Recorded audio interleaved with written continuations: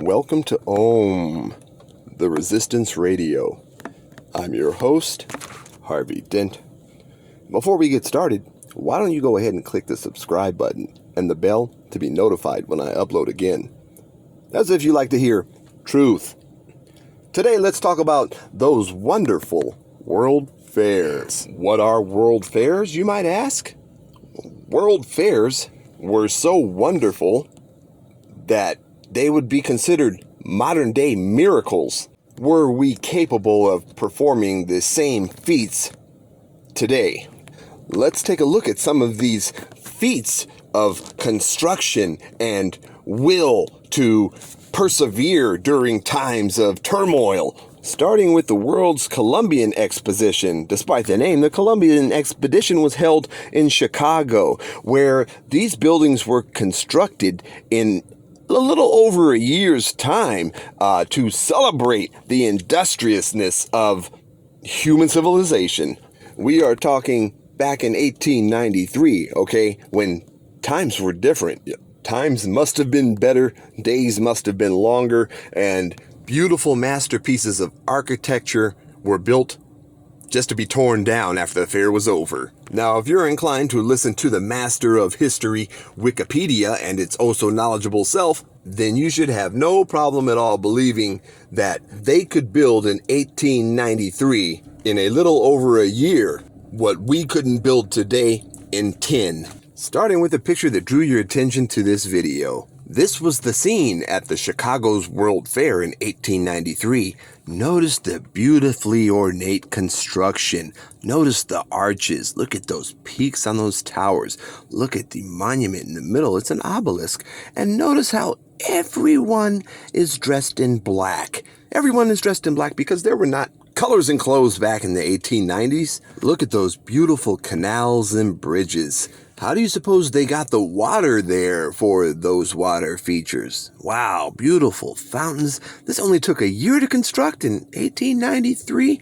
Look at the dome on that. Wow. Now, mind you, we're looking at a couple of world fairs, and a lot of these world fairs, it only took a little over a year to construct these beautiful buildings that would be torn down as soon as the thing was over because they had it like that, man.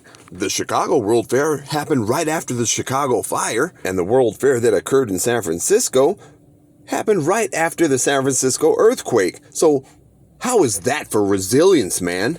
And oh my God, this was probably on a different day at the same fair, but everybody's again wearing black because colors didn't exist in 1890 for clothes.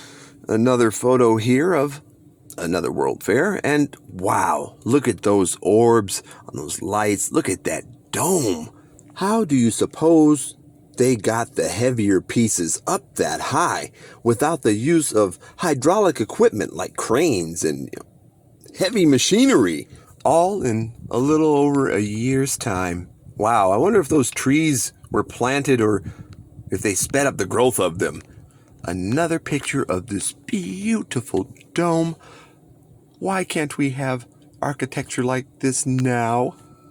We don't deserve it, that's why. Because they can't build this shit now.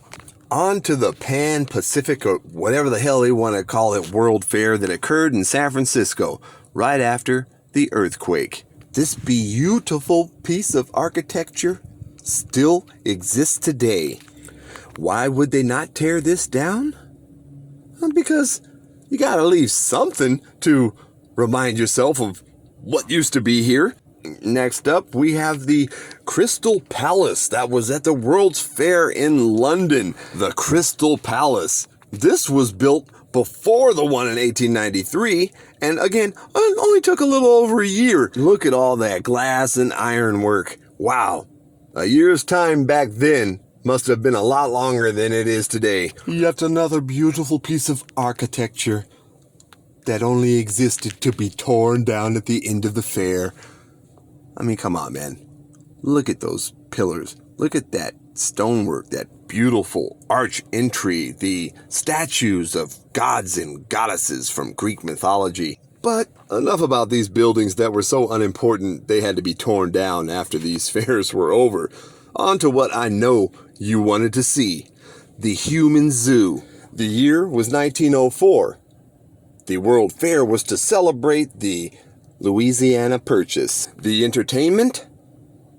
People from tribes put in exhibits and on display in habitats that were similar to their home environments.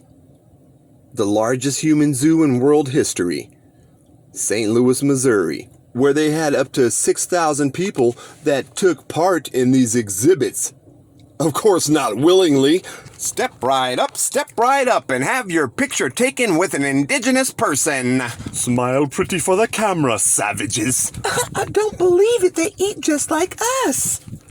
Talk about forward thinking and equal opportunity. They even had a ventriloquist act from the Congo. They still haven't figured out who was doing the talking. Ah, those wonderful world fairs, where you could put on display the people from the area that were removed from the land, use the practice of tearing down after these events as the reason to destroy the proof of an existence of an earlier civilization. Was there really a huge Chicago fire?